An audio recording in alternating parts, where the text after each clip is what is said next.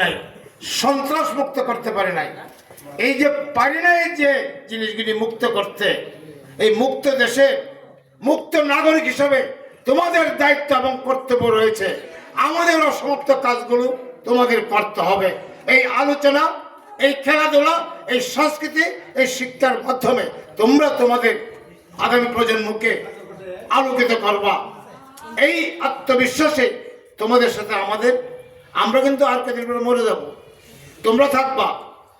তোমরা দেশের ভবিষ্যৎ নাগরিক হিসাবে দেশ বিনির্মাণ করবা, জাতি গঠন করবা, দেশকে মর্যাদার উচ্চ আসনে তোমরা নিয়ে যাবা এবং দেশপ্রেম ধারণ করবে, মুক্তিযুদ্ধের চেতনা ধারণ করে দেশের সেবা করবে।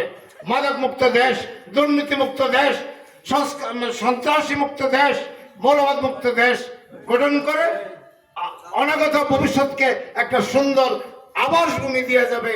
এই প্রত্যাশা আমরা তোমাদের উপর রাখি বিদায় আজকের এই জন উদ্যোগের মাধ্যমে এই আয়োজন। কাজে আমি আমার কথা বাড়াবো না, কথা শেষ করার আগে সবাইকে অংশগ্রহণের জন্য ধন্যবাদ।